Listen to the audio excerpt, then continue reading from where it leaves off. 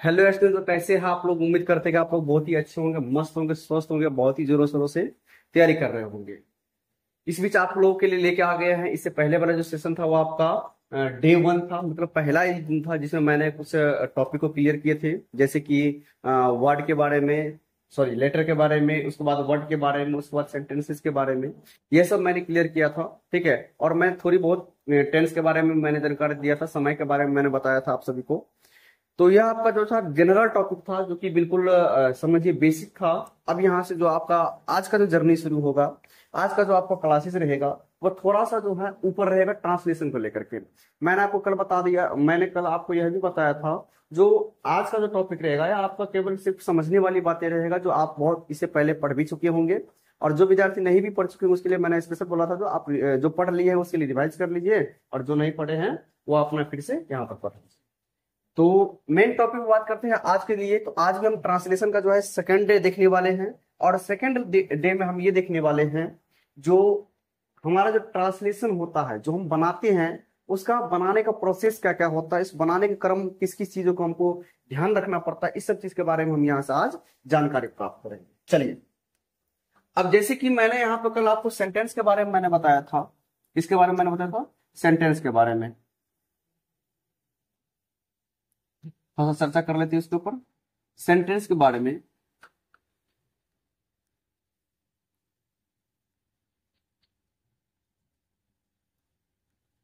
चलिए, सेंटेंस के बारे में मैंने आपको बताया था, तो सेंटेंस एक्चुअली होता क्या है।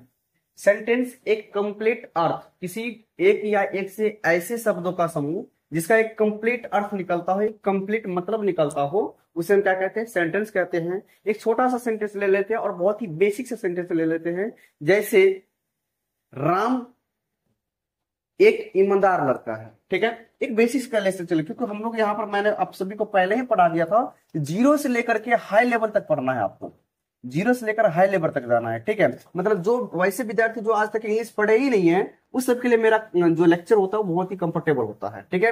और जो पढ़े हुए हैं उसके लिए बहुत अच्छा होता है, जो आप दोबारा रिवाइज कर पाते हैं इस चीज को। चले आ जाते हैं, अब यहाँ पर हम एक एग्जाम्पल्स लेते हैं, एक सेंटेंस लेते हैं। जैसे मैंने कहा राम, ये फिर दूसरा लेते हैं, राम एक गरीब लड़का है। राम एक गरीब लड़का है, लड़का है। मैंने यहां पर एक जो है सेंटेंस लिया, राम एक गरीब लड़का है, और इस पूरा को हम अपने भाषा में जो ट्रांसलेशन बनाते हैं उसके भाषा में इसको हम क्या बोलते हैं, सेंटेंस बोलते हैं, सॉरी, मतलब जो है कि इसको अनुवाद करने के लिए ऐसे ऐसे सेंटेंसेस रहते हैं जिनको हमें क्या करना पड़ता है, अनुवाद करना पड़ता है। तो वो अनुवाद तो हम कर लेते हैं, जैसे Ram is a poor boy, हो तो गया यहाँ पर अनुवाद। लेकिन इस अनुवाद करने के दौरान, करने के जो है दौरान, क्या क्या चीज को हमें ध्यान रखना पड़ता है, इस चीज को, बात को समझना बहुत जरूरी है, ठीक है। अब ऐसी कौन कौन सी चीज है जिन्हें हमें समझना बहुत जरूरी है, तो यहाँ पर आपको शुरू करते हैं हम यहाँ पर सेंटेंस में। सेंटेंस हमें मुख्यतः चार पांच चीजों को देखना पड़ता है, जैसे कि नंबर वन पे आता है, नंबर वन पे आता है सब्जेक्ट। सब्जेक्ट को देखना पड़ता है, जिसका हिंदी अर्थ होता है कर्ता, जिसका हिंदी अर्थ क्या होता है, कर्ता, ठीक है। चलिए, नंबर सेकेंड पे आता है जो आपका भर्ब आता है। क्या आता है, भर्ब। चलिए, भर्ब का मतलब क्या होता है, क्रिया।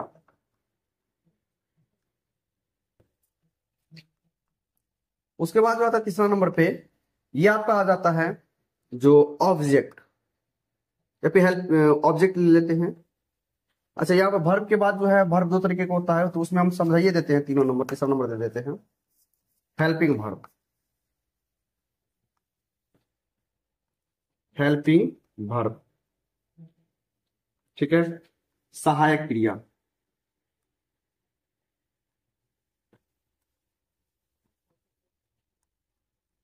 इसमें जो है आपको थोड़ा सा क्रिया, और ये आपका मेन वर्ब यहाँ लिखना होना चाहिए था, ठीक है। बाकी भर्ब दे दिए, दोनों तो भर्ब के ही रूप रहते हैं, इसको हम मेन भर्ब बोलेंगे। भर्ब वैसे दो प्रकार के होते हैं, उसको आगे हम जो है डिस्कस करेंगे इसके बारे में, ठीक है। आगे बढ़ते हैं। चलिए, तीसरा नंबर पे आता है आपका object,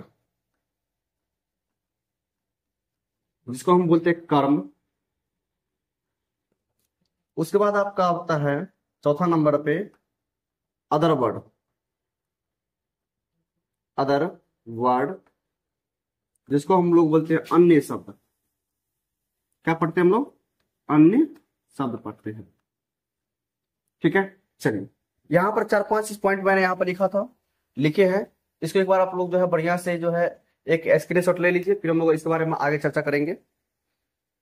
take a screenshot on this screen, of this screen. चलो आ जाओ भाई, हो गया। चलिए मैंने यहाँ क्या लिखा, जो जो सेंटेंसेस होते हैं, जैसे राम एक गरीब लड़का है, या फिर कुछ भी ले लेते हैं, राम रोज पढ़ने के लिए जाता है, राम रोज किताब पढ़ता है, राम किताब पढ़ता है, राम आम खाता है ना। वैसे जैसे आप लोग एक अमीर जो है लड़के हैं, या फिर जो बहुत सारे वैसे सेंटेंसेस आते हैं जिसको हमें क्या करना पड़ता है, अनुवाद करना पड़ता है, मतलब इंग्लिश में ट्रांसलेट करना पड़ता है। ठीक है, चलिए अब यहाँ पर समझते हैं, यहाँ सेंटेंस को जो यहाँ पर बता दिए हैं, और उसको सेंटेंस को बनाने के अनुसार, मतलब इंग्लिश में सेंटेंस को ट्रांसलेट करने के लिए हमें यहाँ पर 3-4-5 चीज ऐसे लिखे हैं जिनको समझना बहुत ही जरूरी है। पहले नंबर पे आता है सब्जेक्ट, दूसरा नंबर पे आता है हेल्पिंग वर्ब, तीसरा नंबर पे आता है ऑब्जेक्ट, और चौथा नंबर पे आता है अदर वर्ड, मतलब अन्य संख्या, सॉरी अन्य शब्द आता है। ठीक है, इस सब सभी चीजों को हम आज कवर करेंगे और समझेंगे इस सब के बारे में एक एक करके। तो शुरुआत करते हैं सब्जेक्ट को लेकर के। किसको लेकर के शुरुआत करते हैं? सब्जेक्ट को लेकर के। चलिए यहाँ पर आप हेडिंग दीजिए, पहला सा सब्जेक्ट, नंबर 1 पे हेडिंग दीजिए आपका सब्जेक्ट। चलिए क्या देना है? सब्जेक्ट। सब्जेक्ट का हिंदी अर्थ क्या होता है? कर्ता। क्या होता है इसका हिंदी अर्थ? कर्ता। चलिए अभी कर्ता क्या होता है? कर्ता का मतलब वैसे वस्तु या समूह से होते हैं, या फिर वैसे व्यक्तियों से होते हैं जो किसी न किसी कार्य के बारे में, मतलब जो किसी न किसी कार्य को कर रहे होते हैं, या फिर वैसे चीज जो किसी चीज को हम दर्शाते हैं, किसी चीज की विशेषता को बतलाते हैं, है ना। तो उस स्थिति में हम वैसे को क्या बोलते हैं? कर्ता बोलते हैं। अर्थात सिंपल सा डिफिनेशन इसका हम यहां पर दे देते हैं। जैसे जैसे यहां पर मैं इसका डिफिनेशन दे दूं, काम करने वाले को कर्ता कहते हैं। काम करने वाले को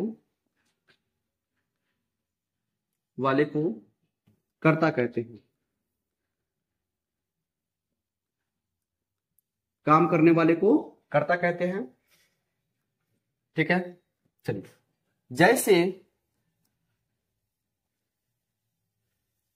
जैसे राम किताब पढ़ता है, राम किताब पढ़ता है। ठीक है, चलिए उसके बाद एक और ले लेते हैं। इसमें जो आपका राम हो गया ना, इसी को हम क्या बोलेंगे? सब्जेक्ट। ठीक है, आज एक बार फिर से चर्चा कर लेते हैं उसके बारे में। मैंने पहला नंबर क्या लिखाया? सब्जेक्ट। सब्जेक्ट किसे कहते हैं, और इसका डिफिनेशन क्या हो जाएगा? काम करने वाले को सब्जेक्ट कहते हैं, है ना। जो काम करते हैं उसे हम क्या कहते हैं? सब्जेक्ट कहते हैं। जैसे एक एग्जांपल मैंने यहां पर दिया, राम किताब पढ़ता है। राम किताब पढ़ता है, यहां पर काम क्या हो रहा है? पढ़ने का काम हो रहा है। लेकिन ये जो काम कर रहे हैं, वो कौन कर रहा है? राम कर रहा है। या फिर सब्जेक्ट का अगर हम दूसरा डिफिनेशन दे तो ऐसे भी लिख सकते हैं, यदि किसी व्यक्ति या फिर किसी वस्तु के बारे में चर्चा करते हैं, है ना, या फिर किसी वस्तु या किसी व्यक्ति के विशेषता को बतलाते हैं, तो जो विशेषता को बतलाते हैं, जिसका विशेषता हम बतलाते हैं, उसी को हम क्या बोलते हैं? सब्जेक्ट बोलते हैं। सिंपल सा भाषा में अगर मैंने यहां पर दूसरा सेंटेंस लिखूं, जैसे कि किताब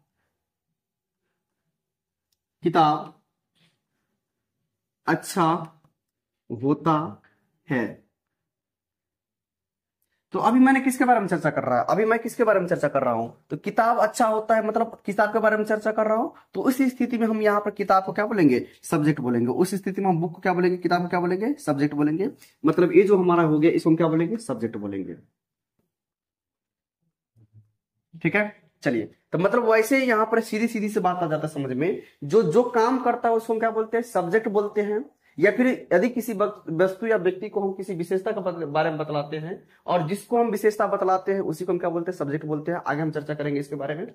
अब यहाँ पर जैसे एग्जाम्पल में ले लेते हैं, जैसे कि इसका और बहुत सारे शॉर्ट में एग्जाम्पल ले लेते हैं। एग्जाम्पल के तौर पर जैसे मैं हो गया, हम हो गया, तुम हो गया, तुम लोग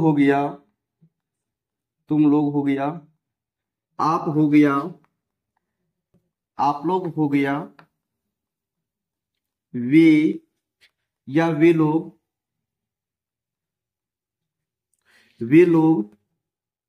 उसके बाद आप ले लीजिए राम श्याम, राम श्याम, या फिर बहुत सारे एग्जांपल में कहीं पर जो है सेंटेंस में कुत्ते सब भी आ जाते हैं, है ना। कुत्ते हो गया, गाय हो गया, गाय हो गया, है ना, इत्यादि इत्यादि इत्यादि। ये सब सभी को हम क्या बोलते हैं? सेंटेंस बोलते हैं। इस सबको क्या बोलते हैं? सेंटेंस बोलते हैं। चलिए, सॉरी सेंटेंस नहीं, सब्जेक्ट बोलते हैं। एक बार फिर से यहाँ पर हम कर देते हैं, डिक्लेयर कर देते हैं। जो पढ़ क्या रहे अभी? सब्जेक्ट। क्या पढ़ रहे हैं? सब्जेक्ट मतलब कर्ता। काम करने वाले को हम क्या कहते हैं? कर्ता कहते हैं। जैसे राम किताब पढ़ते थे, यहाँ पर पढ़ने का काम कौन कर रहा है? राम। पढ़ने का काम कौन कर रहा है? राम। तो यहाँ पर देखिए राम क्या हो जाएगा? सब्जेक्ट हो जाएगा। किताब अच्छा होता है, यहाँ पर अच्छा किसके बारे में हम यहाँ पर चर्चा कर रहे हैं? जिसके बारे में चर्चा किया जाए, जिसके बारे में चर्चा किया जाए उसको भी हम क्या बोलते हैं? सब्जेक्ट के श्रेणी में लेते हैं। यहाँ पर हम सिंपल सिंपल सा टॉपिक आपको बताएंगे जिससे आपको डायरेक्ट ब्रेन में घुस जाए। ठीक है, जैसे किताब अच्छा होता है तो यहाँ पर सब्जेक्ट की तरह कौन काम करेगा? किताब काम करेगा। ठीक है, अब यहाँ पर देख लीजिए इसके बाद आगे। जैसे यहाँ पर मैंने यहाँ पर एग्जांपल ले लिया। कभी कभी बहुत ज्यादा स्थिति दौर में जो है मैं, हम, तुम लोग, आप लोग, वे लोग, राम श्याम, कुत्ते, गाय, जो है ना, गाय, या फिर यहाँ पर ले लो कुछ अन्य जीव जंतु के नाम में आ जाते हैं, जानवर के नाम आ जाते हैं, बहुत सारे ऐसे जो होते हैं। तो ये सब किस में आते हैं? सब्जेक्ट में आते हैं।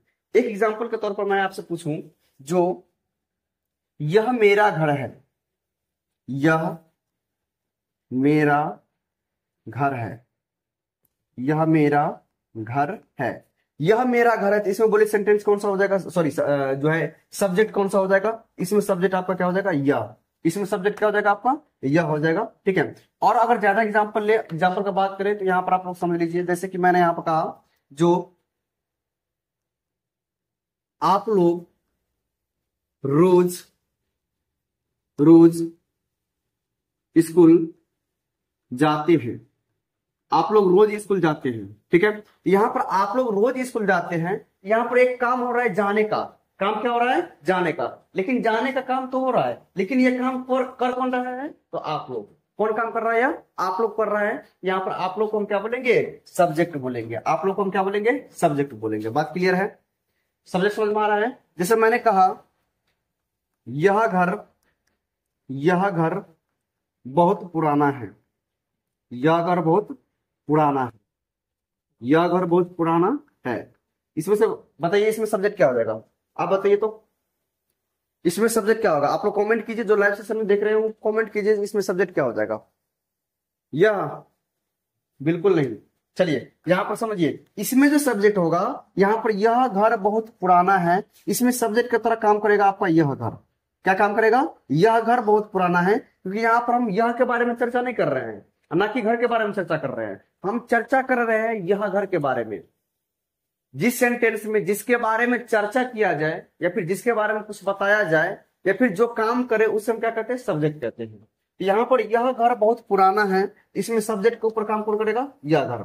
यह घर को हम क्या बोलेंगे? सब्जेक्ट बोलेंगे। SUBJECT, इसको हम क्या बोलेंगे? सब्जेक्ट बोलेंगे। बात क्लियर है? चलिए आगे हम ले लेते हैं, जैसे कि राम और श्याम। मैंने क्या कहा? मैंने कहा राम और श्याम, मैंने कहा राम और श्याम जो है साइकिल चलाते हैं, साइकिल चलाते हैं। देखिए सेंटेंस में गौर कीजिए, मैंने कहा राम और श्याम साइकिल चलाते हैं, तो इसमें आपको यह चीज जो है बताना है सभी को, जिसमें सब्जेक्ट कौन सा होगा? राम होगा या फिर श्याम होगा? सब्जेक्ट कौन सा होगा? चलिए बहुत स्मार्ट बन रहे हो क्या?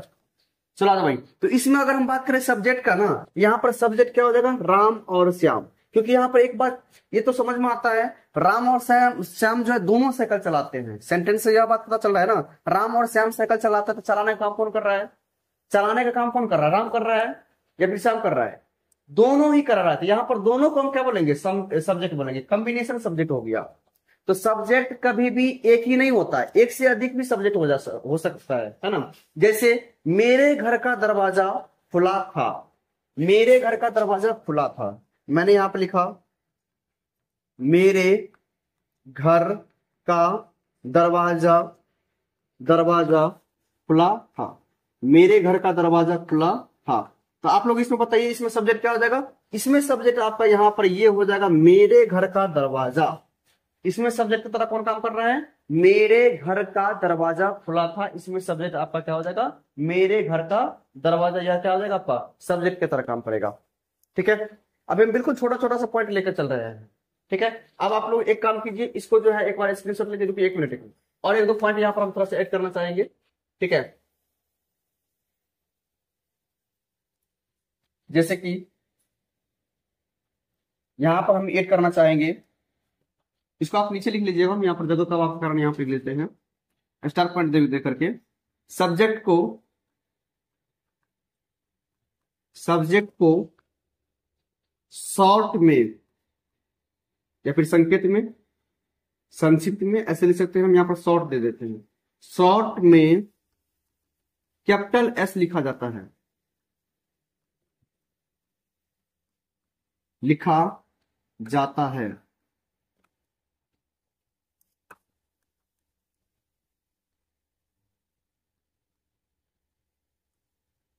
ठीक है, जैसे अगर मान लीजिए ऐसा सब्जेक्ट लिखा है ना, तो बार बार हम जो है ना इतना बड़ा नहीं लिखेंगे, सीधे लिखेंगे एस। तो आपको समझ में आना चाहिए इसका मतलब क्या हो गया? सब्जेक्ट। तो सब्जेक्ट को हम शॉर्ट में क्या बोलेंगे? Capital S. सब्जेक्ट को शॉर्ट में क्या बोलेंगे? Capital S. इस बात को अब यहाँ पर आप लोग जो है इसका एक बार स्क्रीनशॉट ले सकते हैं। चलिए फटाफट इसका स्क्रीनशॉट लीजिए, फिर हम लोग आगे बढ़ेंगे। स्क्रीनशॉट ले लिए, चलिए अब आगे आ जाते हैं। उसके बाद सेंटेंस आपका क्लियर हो गया, सेंटेंस आपका क्या हो गया? क्लियर हो गया। उसके बाद आते हैं वर्ब की तरफ। किसके तरफ आते हैं? वर्ब की तरफ। चलिए आ जाते हैं वर्ब की तरफ। वर्ब और हेल्पिंग वर्ब दोनों एक साथ समझ लेते हैं, वर्ब को और हेल्पिंग वर्ब को दोनों जो है एक साथ समझ लेते हैं। चलिए आ जाते हैं यहाँ पर समझते हैं। चलिए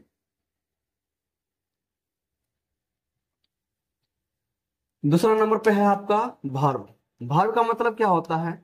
वर्ब का मतलब होता है क्रिया। वर्ब का मतलब क्या होता है? क्रिया। और क्रिया का मतलब क्या होता है? काम। क्रिया का मतलब क्या होता है? काम। बात क्लियर है? वर्ब मतलब क्या होता है? क्रिया। और क्रिया मतलब क्या होता है? काम। क्रिया मतलब क्या होता है? काम। अब काम का मतलब सीधे सीधे से वैसे सेंटेंस से होता है, वैसे शब्दों से होता है। जैसे कि मैं यहाँ पर एक एग्जाम्पल लेता हूं, मैं किताब पढ़ता हूं। यहाँ पर एक काम हो रहा है पढ़ने का। जितने भी डूइंग एक्शन है, तो वैसे काम जो होते हैं दो तरह के होते हैं। इसके बारे में थोड़ा सा चर्चा कर दूं। ये जो वर्ब होते हैं, वर्ब जो होते हैं या कितने तरह के होते हैं? दो तरह के होते हैं। ठीक है, पहला वर्ब जिसको हम बोलते हैं मेन वर्ब। क्या बोलते हैं? Main verb. Main verb. और दूसरा क्या होता है? Helping verb. Helping verb. वैसे अभी तक जितने भी सेंटेंस बताए, चाहे वर्ब बताएं, चाहे ऑब्जेक्टिव बताएंगे, उसके बाद जो भी चीज हम बताएंगे ना, तो बिल्कुल शॉर्ट में और जो है संक्षिप्त में बताएंगे। और बिल्कुल जो है रूरल लैंग्वेज, मतलब हम लोग का जो अपना लैंग्वेज होता है ना, खुद का लैंग्वेज, वैसे लैंग्वेज में हम बताएंगे। बिल्कुल डीपली में नहीं जाएंगे। डीपली में जाएंगे तब तो फिर इसका बहुत एक बढ़िया सा शानदार डेफिनेशन देना पड़ेगा, लेकिन वो शानदार डेफिनेशन आपको दिमाग में जल्दी घुसेगा नहीं, है ना। लेकिन मेरा काम यहाँ पर ये रहेगा, जो हम आपको बिल्कुल अच्छे से लैंग्वेज में, छोटा सा लैंग्वेज में, संक्षिप्त लैंग्वेज में आपको जो है इसको समझाने का प्रयास करेंगे। यहाँ पर हम मेन डिफिनेशन के बारे में नहीं जाएंगे। मेन डिफिनेशन जाएंगे कब? जब हम आपको ग्रामर में इस वर्ब पढ़ाएंगे तब। लेकिन अभी आपको फिलहाल समझने के लिए हम यहाँ पर बता रहे हैं मेन वर्ब और हेल्पिंग वर्ब, ये दोनों होता क्या है सो समझिए। अब यहाँ पर मैं एक जो है सेंटेंस ले लेता हूं, जो राम किताब पढ़ता है। राम किताब पढ़ता है। राम किताब पढ़ता है। मैंने अब क्या लिखा है? राम किताब पढ़ता है। तो अब इस स्थिति में आपको सबसे पहले मैं ये पूछने वाला हूं, जो आप लोग बताइए तो इसमें सब्जेक्ट क्या होने वाला है। सबसे पहले आप लोग ये बताइए कि इसमें सब्जेक्ट क्या होने वाला है। आप बोलिएगा सर राम, क्योंकि यहाँ पर किताब पढ़ने का काम हो रहा है ना, पढ़ने का काम हो रहा है, लेकिन पढ़ कौन रहा है? राम। तो जो काम करता है उसे हम कर्ता कहते हैं, अर्थात यहाँ पर सब्जेक्ट को क्या बोलेंगे? राम को क्या बोलेंगे? सब्जेक्ट हो गया। राम क्या हो गया? सब्जेक्ट। अब इस मेन वर्ब के बारे में थोड़ा सा चर्चा कर लेते हैं। जो मेन वर्ब होता क्या है? मेन वर्ब को हम बोलते हैं मुख्य क्रिया। हिंदी में क्या बोलते हैं? मुख्य क्रिया। मुख्य क्रिया। ठीक है, और हेल्पिंग वर्ब को हम हिंदी में बोलते हैं सहायक क्रिया। क्या बोलते हैं? सहायक क्रिया।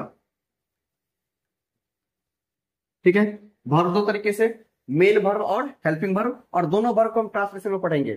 ट्रांसलेशन में जो दोनों वर्ब को हम लगभग लगभग कवर करेंगे। तो मेन वर्ब क्या हो गया? मुख्य क्रिया, जैसे कि सोना, हंसना, बैठना, खाना, पीना, रहना, पढ़ना, पढ़ाना, हंसना, मुस्कुराना, बैठना, सुनना, देखना, है ना, लिखना, बोलना, ये सब क्या होता है? वर्ब कहलाते हैं, मतलब मेन वर्ब कहलाते हैं।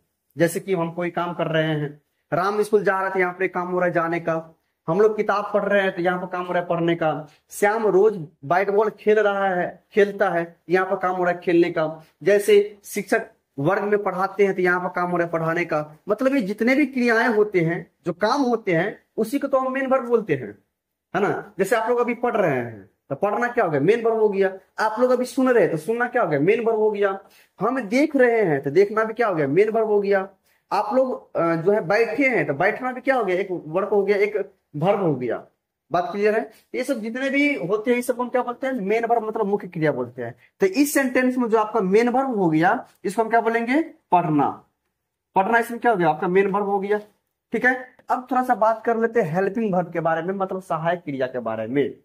तो सहायक क्रिया क्या होता है उसके बारे में थोड़ा सा हम चर्चा कर लेते हैं। तो सहायक क्रिया का मतलब ये होता है सहायता करना, मतलब वर्ब का सहायता करना, वर्ब का सहायता करना। जैसे कि यहाँ पर राम किताब पढ़ता है, यहाँ पर जो इसमें आपको सिंपल सा भाषा हम समझाते हैं, हम उसमें डीपली में नहीं जाएंगे और डीपली में बाद में जाएंगे। फिलहाल अभी यहाँ पर हम सिंपल सा भाषा में आपको बताने का प्रयास करते हैं। जो लास्ट में है हूं लगा रहता है, कहीं पर है हूं लगा रहता है, कहीं पर था तिथि लगा रहता है, कहीं पर गागेगी लगा रहता है ना। या फिर इंग्लिश में लेकर चलते हैं तो is am are, was were, shall be, will be, can, could, may, might. उसके बाद आपका जो है अलग से ले लेते हैं तो वो आपका हो गया जो हैज, हैव, है ना। उसके अलावा आपका जो है डू, डज, डिड, इटीसी, ये सब जितने भी होते हैं ना, ये सबको क्या बोलते हैं? हेल्पिंग वर्ब बोलते हैं। क्या बोलते हैं? हेल्पिंग वर्ब, मतलब सहायक क्रिया बोलते हैं। मतलब वो मेन वर्ब तो नहीं होता, लेकिन मेन वर्ब का सहायता करता है, मेन वर्ब होने का सहायता करता है। इसी को हम क्या बोलते हैं? हेल्पिंग वर्ब बोलते हैं। ठीक है। चलिए अब यहाँ पर इसको हम क्या बोलेंगे? इस हाई को हम क्या बोलेंगे? हेल्पिंग वर्ब बोलेंगे। क्या बोलेंगे? Helping verb. और इसको हम क्या बोलेंगे? इसको हम बोलेंगे मेन वर्ब। इसको हम क्या बोलेंगे? Main verb. चलिए अब थोड़ा सा आगे हम इसके बारे में थोड़ा सा बढ़िया से जो है डिस्कशन करते हैं। ठीक है। उसके बाद और बढ़िया तरीके से हम समझते हैं। चलिए अब यहाँ पर हम थोड़ा सा इसको जो है लिखेंगे पहला नंबर देकर के, इसी में पहला नंबर देकर के लिखेंगे जो मेन वर्ब के बारे में। किसके बारे में? मेन वर्ब के बारे में। मेन वर्ब का हिंदी क्या होता है? क्रिया। मेन क्रिया मतलब मुख्य क्रिया। मेन वर्ब का मतलब क्या हो गया? मुख्य क्रिया। काम को ही क्रिया कहते हैं, काम को ही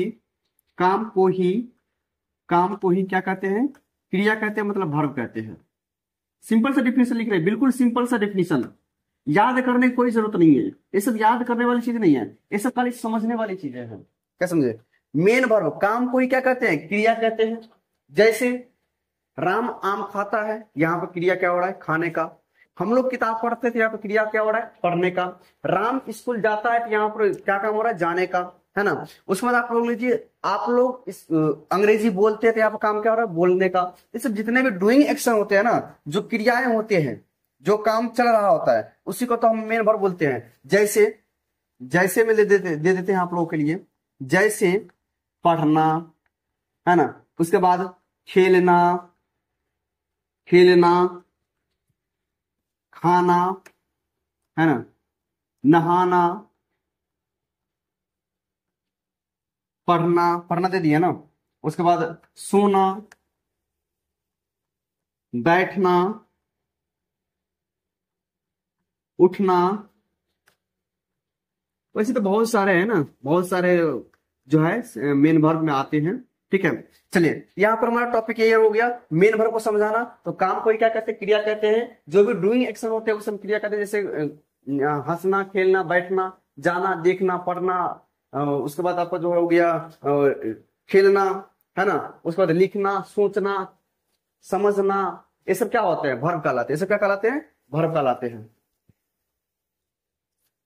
चलिए आगे आ जाते हैं। उसके बाद आगे हम बात कर लेते हैं, जो एक एग्जांपल ले लेते हैं, बहुत ही मजा आ जाएगा ना। एक एग्जांपल ले लेते हैं, जैसे एग्जांपल में ले लेते हैं, जैसे आप लोग आप लोग किताब पढ़ते हैं, आप लोग किताब पढ़ते हैं। तो यहां पर बोलिए पढ़ते को क्या बोलेंगे, मेन वर्ब बोलेंगे। क्या बोलेंगे, मेन वर्ब। ठीक है, पढ़ते को क्या बोलेंगे, मेन वर्ब बोलेंगे। बात क्लियर है, यहां तक समझ में आ गया। चलिए अगला पॉइंट हम दे देते हैं, मेन वर्ब के बाद दूसरा नंबर पे हेल्पिंग वर्ब। क्या दे देते हैं, हेल्पिंग वर्ब। चलिए हेल्पिंग वर्ब। अच्छा यहाँ पे एक स्टार पॉइंट लिख लीजिए, इसके बाद हम हेल्पिंग वर्ब बोलेंगे। मेन वर्ब को मेन वर्ब को शॉर्ट में मेन वर्ब को शॉर्ट में भी मतलब वर्ब से सूचित करेंगे,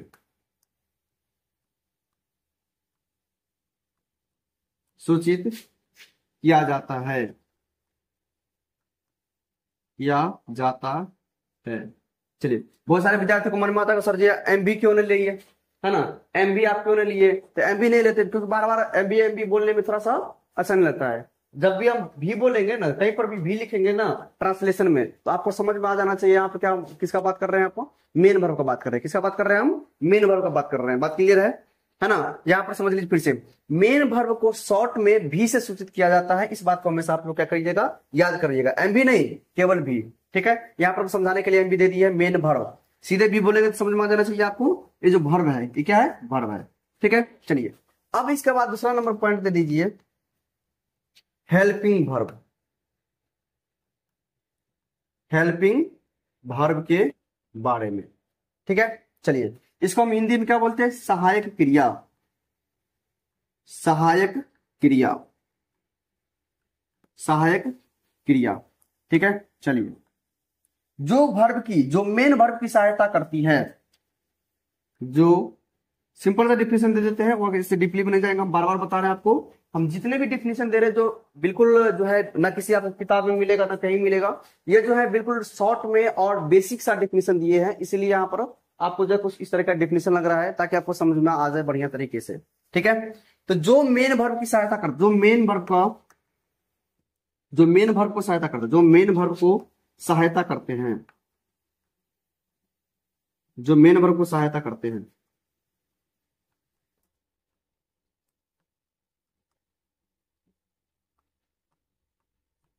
करते हैं, अरे भाई, जो मेन वर्ब का सहायता करते हैं, क्या हो रहा है। चलिए हेल्पिंग वर्ब, सहायक क्रिया, जो मेन वर्ब को सहायता करता है उसे हम क्या कहते हैं, हेल्पिंग वर्ब बोलते हैं। एग्जाम्पल के लिए यहाँ पर डायरेक्ट हम लिख देते हैं, यहाँ पर आपको एग्जाम्पल के लिए, जैसे यहाँ पर इज हो गया, इज एम आर, है ना। उसके बाद आपका हो गया वाज, वेयर,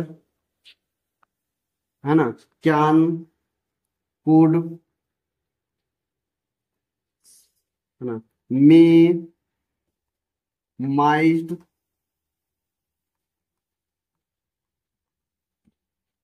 माइट। उसके बाद शैल, विल, है ना। उसके बाद डू, डज, डिड, इटीसी बहुत सारे ऐसे लगभग में 24 के आसपास में अराउंड में जो है आपका हेल्पिंग वर्ब सर्च किया गया है। ठीक है, चलिए तो हेल्पिंग वर्ब यहाँ पर सहायक क्रिया जो मेन वर्ब की सहायता करते हैं उसे हम हेल्पिंग वर्ब बोलते हैं। जैसे कि is, am, are, was, were, shall, will, can, could, may, might, do, does, it, has, have, etc, ये सब जितने होते हैं ना, ये सब को क्या बोलते हैं हम, हेल्पिंग वर्ब बोलते हैं, मतलब सहायक क्रिया बोलते हैं। बात क्लियर है। चलिए अब यहां पर समझिए, आपको एक स्टार पॉइंट लिखा देते हैं, जो हेल्पिंग वर्ब को, हेल्पिंग वर्ब को शॉर्ट में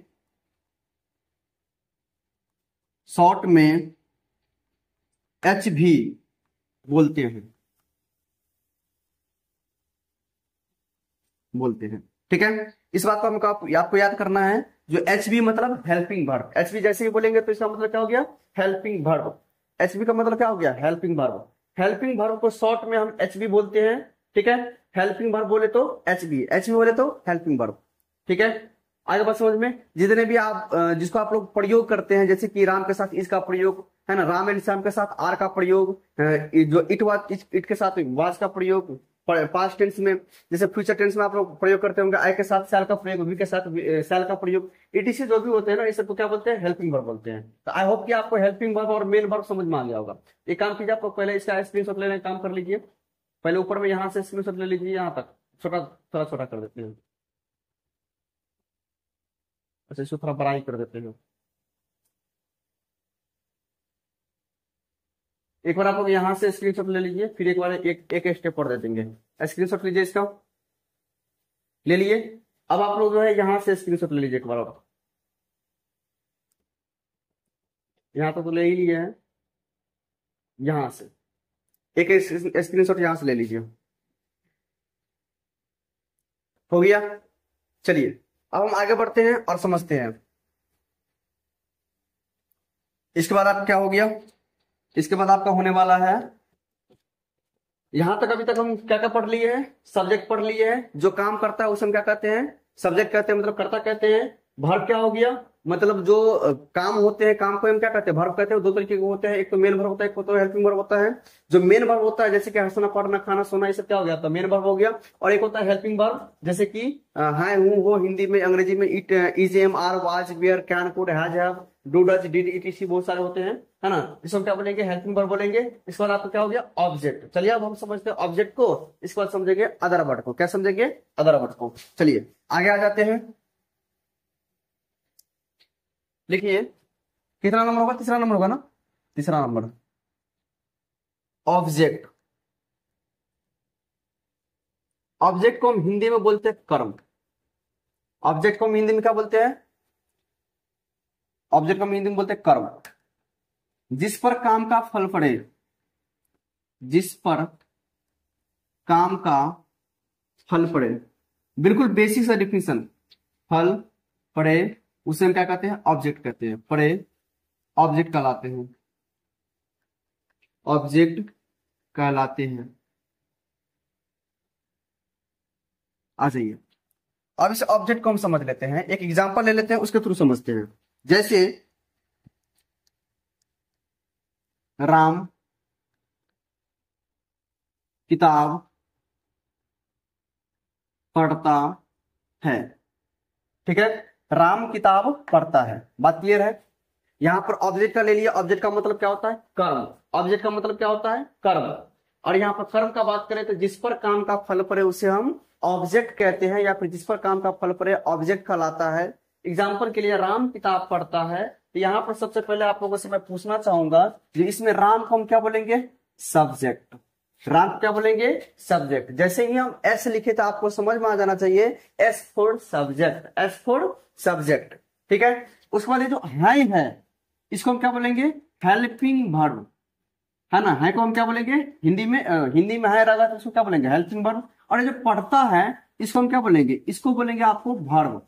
क्या बोलेंगे, वर्ब। वर्ब बोले तो मेन वर्ब, वर्ब बोले तो मेन वर्ब, ठीक है। उसके अलावा क्या बच गया आपका, किताब बच गया ना, राम पढ़ता है। अगर राम पढ़ता है तो राम सब्जेक्ट, पढ़ना वर्ब, और है क्या हो गया, हेल्पिंग वर्ब। इसके बाद पढ़ता तो है, लेकिन क्या चीज पढ़ता है, राम किताब पढ़ता है, पढ़ने का काम किस पे, पढ़ने का फल किस पे पढ़ रहा है, किताब पर। तो इस किताब को हम क्या बोलेंगे, ऑब्जेक्ट बोलेंगे। इस किताब को हम क्या बोलेंगे, ऑब्जेक्ट बोलेंगे। जैसे राम किताब पढ़ता है, तो यहाँ पर हो जाएगा राम आपका सब्जेक्ट हो गया, किताब आपका ऑब्जेक्ट हो गया, पढ़ना वर्ब हो गया, और है वो क्या हो गया, हेल्पिंग वर्ब हो गया। तो बात क्लियर है यहाँ पर, मतलब इतना समझ लीजिए, सीधी सीधी से बात ये यहाँ पर समझना है, जो सब्जेक्ट, सब्जेक्ट, हेल्पिंग वर्ब और यहाँ पर वर्ब, इसके बाद जो बचता है ना वो ऑब्जेक्ट के श्रेणी में आता है। हालांकि अदर वर्ड भी लिखाए हैं, ठीक है, लेकिन यहाँ पर जो काम का फल पड़ता है उसे क्या बोलते हैं, ऑब्जेक्ट बोलते हैं। अपना समझने वाली बात, सीधी सीधी सी बात है यहाँ पर। आ जाइए आगे हम यहाँ पर समझ लेते हैं, जैसे कि एक्स्ट्रा एग्जाम्पल ले लेते हैं। जो वे लोग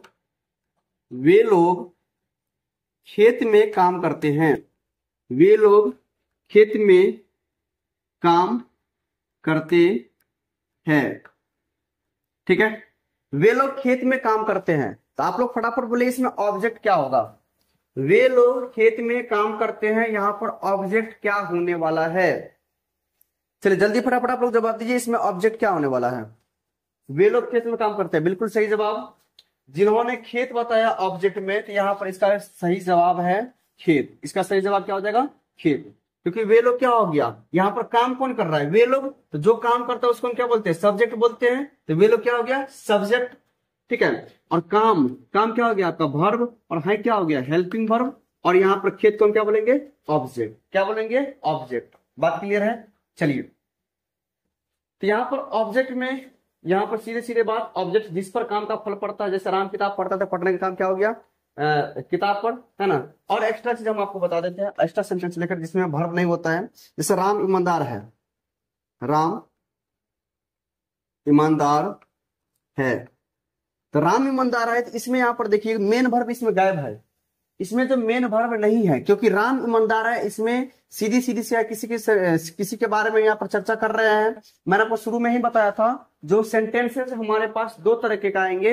एक तो ऐसे सेंटेंसेस आएंगे जिसमें वर्ब होगा, मतलब मेन वर्ब होगा, जैसे कि हंसना पीना खाना, मतलब उस तरीके का वर्ब होगा। और एक ऐसे सेंटेंसेस आएंगे जिसमें कोई वर्ब नहीं होगा, जैसे ये वाला राम ईमानदार है, इसमें कोई वर्ब नहीं है ना, कोई इसमें काम नहीं है, कोई जो काम करने वाला उसमें काम नहीं है।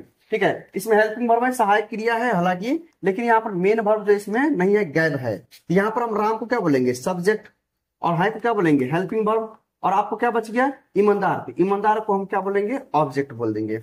ईमानदार को हम क्या बोल देंगे? ऑब्जेक्ट बोल देंगे। बात क्लियर है? जैसे इसी में हम ले लेते हैं राम ईमानदार और जो है, राम ईमानदार और मेहनती है।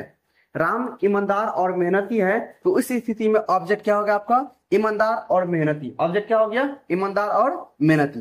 बात क्लियर है? चलिए, बहुत ही शानदार। अब यहाँ पर एक छोटा सा पॉइंट एक और ऐड करना चाहेंगे, स्टार पॉइंट लिख लीजिए, जो सभी चीज में लिखाते हैं, है ना। जो ऑब्जेक्ट को शॉर्ट में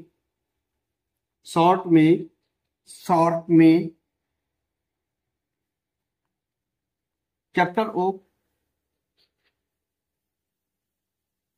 ऑब्जेक्ट को शॉर्ट में कैपिटल ओ से सूचित किया जाता है, सूचित किया जाता है। यहां पर समझने वाला बात है, जो ऑब्जेक्ट बोलेंगे, है ना, और इसका शॉर्ट फॉर्म बोलेंगे तो कैपिटल ओ। क्या बोलेंगे? ओ बोले तो ऑब्जेक्ट, ओ बोले तो ऑब्जेक्ट। ऑब्जेक्ट को हम शॉर्ट में क्या बोलेंगे? ओ बोलेंगे। क्या बोलेंगे? ओ। तो अभी तक आपने क्या क्या सीख गया? तो अभी तक आपने सीखे हैं, जो यहाँ पर अभी तक आपने सीखे, सब्जेक्ट के बारे में सीख लिए, है ना। उसके बाद जो है आपका वर्ब के बारे में सीख लिए, हेल्पिंग वर्ब के बारे में आप लोग सीख लिए, ऑब्जेक्ट के बारे में आप लोग सीख लिए। अब आपका बच गया अदर वर्ड। क्या बच गया? Other word. ठीक है, चलिए अब इसको हम यहाँ पर हम सिखाते हैं। चलिए, इसको एक बार जो है आप लोग फटाफट इसका स्क्रीनशॉट लीजिए, फिर हम लोग जो है अदर वर्ड की तरफ बढ़ेंगे। चलिए, इसके स्क्रीनशॉट लीजिए, इसको हो गया, आप लोग स्क्रीनशॉट ले लीजिए। चलिए,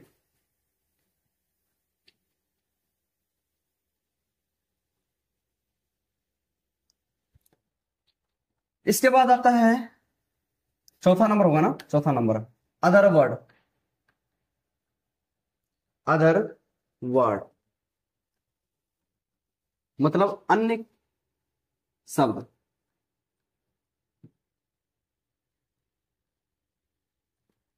अन्य शब्द।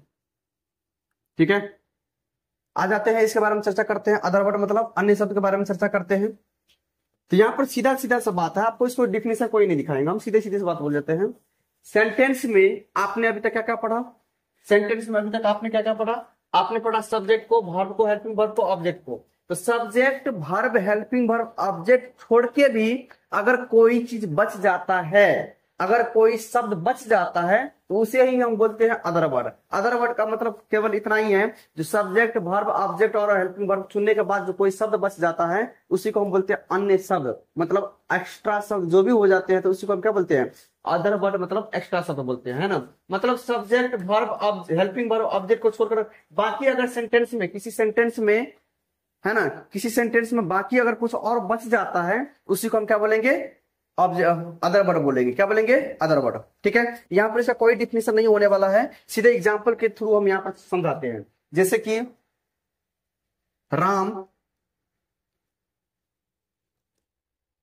राम सुबह से सुबह से सड़क पर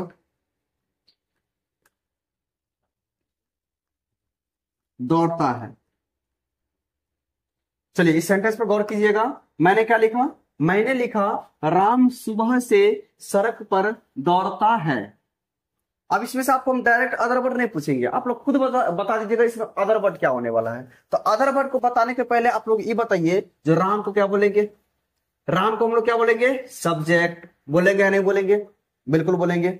अच्छा, इसमें हाय हूं को क्या बोलेंगे? हेल्पिंग वर्ब बोलेंगे या नहीं बोलेंगे? दौड़ना क्या हो गया? काम हो गया, तो वर्ब बोलेंगे इसको। ठीक है, और दौड़ तो रहा है लेकिन कहां पर दौड़ रहा है? कहां पर? सड़क पर। ये जो सड़क पर हो गया ना, इसको हम क्या बोलेंगे? इसको हम बोलेंगे ऑब्जेक्ट। क्या बोलेंगे इसको? ऑब्जेक्ट। तो यहां पर तो आपको सारा चीज तो हो ही गया, सब्जेक्ट हो गया, हेल्पिंग वर्ब हो गया, वर्ब हो गया, ऑब्जेक्ट हो गया, और जो सुबह से बच गया ना, सुबह से, इसी को हम लोग अदर वर्ड बोलेंगे। क्या बोलेंगे? Other word. ओडब्ल्यू का मतलब क्या हो गया? Other word. बात क्लियर है? मतलब अगर किसी सेंटेंस में subject, helping verb, verb, object के अलावा भी अगर कोई शब्द बच जाते हैं, ठीक है, तो उसे हम क्या बोलेंगे? उसे हम बोलेंगे अदर वर्ड। अन्य शब्द मतलब अदर वर्ड बोलेंगे। बस इसका कॉन्सेप्ट इतना ही है। ठीक है, चलिए एक स्टार पॉइंट में यहां पर लिख लीजिए।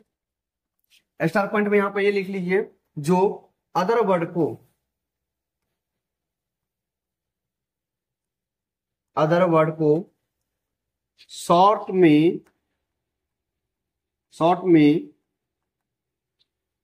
OW से सूचित किया जाता है। OW से सूचित किया जाता है। चलिए इसका स्क्रीनशॉट लीजिए आप फटाफट। इसका आप लोग जो है स्क्रीनशॉट लीजिए। और भी जो विद्यार्थी नए में अभी लाइव में जुड़े हुए हैं, जो आज आपका फर्स्ट डे है, जो लाइव में जुड़े हैं उसका फर्स्ट डे है, तो मैं सभी को बताना चाहता हूं ये आपका सेकेंड डे हो गया। ठीक है, और भी अच्छी तरीके से जो आपका जो फर्स्ट डे का क्लास है वो भी आपको नहीं छूटना चाहिए, क्योंकि यहाँ पर भी मैंने अच्छे अच्छे से पॉइंट्स जो है कवर किए हैं। तो आप लोग वहां पर भी जो है एकदम बढ़िया तरीके से देखिए, समझिए इसको। ठीक है, तो यहाँ पर आप लोग समझ सकते हैं। अब यहाँ पर इसमें ये बात तो समझ में आ गया, अदर वर्ड समझ में आ गया। तो टोटल चीज यहाँ पर मैंने आपको जो बताए थे शुरुआत में ही, जो आपको आज हम कितना चीज बताएंगे, सब्जेक्ट के बारे में, वर्ब के बारे में, हेल्पिंग वर्ब के बारे में, है ना, ऑब्जेक्ट के बारे में और अदर वर्ड के बारे में, ये सब सारी चीजें जो है ना मैंने आपको यहाँ पर डिटेल में समझा दिए हैं। एक बार फिर से रिवीजन करवा देते हैं। चलिए, सब्जेक्ट किसे कहेंगे? जो काम करता है उसे क्या कहते हैं? सब्जेक्ट करते हैं। मतलब जो कार्य करता है, जो काम करता है, उसे क्या कहते हैं? सब्जेक्ट कहते हैं। सब्जेक्ट को शॉर्ट में क्या बोलेंगे? एस। शॉर्ट में क्या बोलेंगे? एस। वर्ब क्या हो गया? क्रिया, मतलब डूइंग एक्शन, जो काम होता रहता है, जैसे कि खेलना, हंसना, कूदना, जाना, पढ़ना, रोना, उठना, बैठना, सोना, जगना, देखना, खेलना, सोचना, समझना, पढ़ना, पढ़ाना, लिखना, है ना, ये सब जितने भी होते हैं उसको क्या बोलते हैं? वर्ब बोलते हैं। हेल्पिंग वर्ब क्या हो गया? सहायक क्रिया किसे कहते हैं? तो सहायक क्रिया, जैसे भी हम जिसको हम प्रयोग में पहले, इससे पहले पढ़ते होंगे आप लोग प्रयोग के बारे में, जैसे इज का प्रयोग, आर का प्रयोग, एम का प्रयोग, वाज का प्रयोग, वेयर का प्रयोग, ये सब जो प्रयोग आप लोग पढ़े हैं ना, इसी को हम लोग क्या बोलते हैं? हेल्पिंग वर्ब मतलब सहायक क्रिया बोलते हैं। जैसे कि has, have, can, could, may, might, shall, will, है ना, डू, डज, डिड, इटीसी, ये सब किसमें आते हैं? हेल्पिंग वर्ब में आते हैं। उसके बाद आपका आता है ऑब्जेक्ट। क्या आता है? ऑब्जेक्ट। ऑब्जेक्ट का मतलब होता है कर्म, जिस पर काम का फल पड़ते हैं उसे कर्म कहते हैं। या फिर सीधी सीधी सी बात अगर बात करें, अगर किसी सेंटेंस में किसी के बारे में चर्चा करते हैं, है ना, जो चीज चर्चा करते हैं फिर जो चीज बताते हैं उसी को हम क्या बोलते हैं? ऑब्जेक्ट बोलते हैं। इसके बाद अदर वर्ड, अन्य शब्द क्या होता है? अगर हमारे पास इस सभी चीज को सेलेक्ट करने के बाद भी अगर कोई शब्द बच जाता है, उसी को हम क्या बोलते हैं? अन्य शब्द बोलते हैं, मतलब अदर शब्द बोलते हैं। इतना चीज करने के बाद जो अगर कोई शब्द बच जाता है उसी को हम क्या बोलते हैं? अन्य शब्द, मतलब अदर शब्द बोलते हैं। ठीक है, ये इतना चीज आपको यहाँ पर हमने समझा दिया था। और यह आपका जो है सेकंड क्लास है, इस बात को भी आप लोग थोड़ा सा ध्यान रखेंगे। ठीक है, तो आज का जो है क्लास आपका जो हम इतना तक ही रहने देते हैं। आज के क्लास में हम लोग टोटल जो है कितना चीज कवर की है। आज के क्लास में हमने आपको बता दें थोड़ा सा, आज की क्लास में हम लोग क्या पढ़े हैं। तो आज की क्लास में आप लोगों को चला है सेंटेंस टोटल ट्रांसलेशन कैसे बनाएंगे। अच्छा, एक चीज और मैं बताना भूल गया था शायद आप लोगों को, तो इस चीज का यूज कहां पर होगा? पढ़ तो लिए, समझ तो लिए, सब्जेक्ट समझ लिए, वर्ब समझ लिए, हेल्पिंग वर्ब समझ लिए, अदर वर्ब समझ लिए, है ना, मेन वर्ब समझ लिए, इसका यूज कहां पर होने वाला है। तो इसी सब को मैं आपको बता दूं, ये सब जितने चीज अभी बताए हैं उसका अभी से लेकर के जब तक मैं आपको ट्रांसलेशन पढ़ाऊंगा तब तक इस चीज का यूज करेंगे। तो आपका जो सबसे इंपॉर्टेंट चीज होने वाला है, ये सब चीज होने वाला है। तो जिन भाई बंधु को, जिसको जो है आपका बगल वाला पड़ोसी उड़ोसी जितना भी भाई बंधु होगा, साथी होगा, अगर उस सबको अगर ये चीज नहीं क्लास किया है तो पहले उसको बोलिए आज का क्लास कम से कम डे 2, मतलब आज का क्लास कम से कम इसके लिए कंपलसरी है। कंपलसरी इसीलिए है कि हमेशा से, मतलब जब तक हम ट्रांसलेशन बताएंगे तब तक इसमें सब्जेक्ट का उपयोग, वर्ब का उपयोग, है ना, सब्जेक्ट वर्ब का, हेल्पिंग वर्ब का हो गया आपका, मेन वर्ब, ये सब जितना भी चीज होता है उस सबका यूज हमेशा करने वाले हैं। क्योंकि जब हम किसी ट्रांसलेशन को बनाने के लिए एक फॉर्मूला का निर्माण करेंगे ना, उस फॉर्मूला जो बनेगा ना उसी से बनेगा। जैसे लिखेंगे subject plus is am are plus verb before plus में ऑब्जेक्ट प्लस अदर वर्ड, यहाँ पर ये चीज समझना पड़ेगा। तब जो विद्यार्थी आज से क्लास नहीं किए होंगे ना, उस सबको समझ में आएगा सर ओ का मतलब क्या होता है, एस का मतलब क्या होता है, ओ बी का मतलब, ओ डब्ल्यू का मतलब क्या होता है, इस सबको आगे चलकर दिक्कत होने वाला है।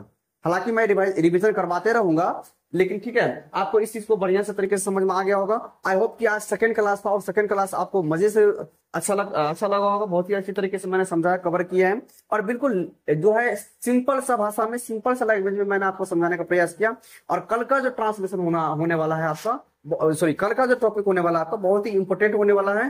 आप जो है कल से बनाना शुरू कर दीजिएगा, मतलब कल से बनाना आपको लोग क्या कीजिएगा, प्रारंभ कर दीजिएगा, ट्रांसलेशन शुरू कर देंगे। और टॉपिक का नाम लेगा use of is am are. छोटा छोटा टॉपिक लेके चलेंगे, है ना। सबसे पहले हम लोग पढ़ेंगे use of is am are, और इसके बाद कल हम जो है आपका इंपॉर्टेंट कल इसलिए होने वाला है क्योंकि कल हम सेंटेंस के बारे में डिक्लेयर करेंगे। जो हम सेंटेंस जो अभी हम पढ़ेंगे उसके बारे में डिक्लेयर करेंगे, तो सेंटेंस कितने प्रकार के होते हैं बाय द वे ट्रांसलेशन के हिसाब से, ना कि ग्रामर के हिसाब से, ठीक है। तो हम ज्यादा चर्चा नहीं करेंगे उसके बारे में, कल हम इसके बारे में विशेष तरीके से चर्चा करेंगे, ठीक है। तो कल का भी क्लास आप लोग को बहुत इंपॉर्टेंट होने वाला, हालांकि सारे क्लास इंपॉर्टेंट होने वाले हैं, लेकिन शुरुआत का जो 4-5 क्लासेज होते हैं ना बहुत इंपॉर्टेंट होने वाले होते हैं। क्योंकि ये जो जितना चीज अभी बता रहे हैं ना, सारे चीज समझे मलय वाला चीज बता रहे हैं, क्योंकि आपको हमेशा से यूजेस करने वाले चीज अभी बता रहे हैं। अगर शुरुआत में ही आप, जैसे एक कहावत है ना अपने सब मैथिली समय, कहावत होता है जो पेड़ पर चढ़ना है तो शुरुआत कहां से करेंगे, जड़ से शुरुआत करेंगे, तो वही बात होता है। ये सब आपका जड़ हो गया, नीचे का हिस्सा हो गया, इसको आप लोग छोड़िएगा और सीधे छिपी पर जाने का कोशिश कीजिएगा, तो उम्मीद है जो आप वहां से गिर भी सकते हैं। तो यहाँ पर कोशिश कीजिएगा आप जो छोटा छोटा पॉइंट है, लिटिल पॉइंट है, जो शुरुआती पॉइंट है, इसको बढ़िया से कवर करते जाएंगे। चलिए, आज का क्लास सेकंड क्लास था, और आज के क्लास में मैंने बहुत सारा चीज बताया। यहाँ से आप लोग का जो है आज का क्लास हम यहाँ पर सेशन को बंद करते हैं। मिलेंगे नेक्स्ट क्लास में, तब तक के लिए जय हिंद, जय भारत। खुश रहिए, मस्त रहिए, स्वस्थ रहिए और अच्छी तरीके से तैयारी कीजिए। Thank you for watching this video at last.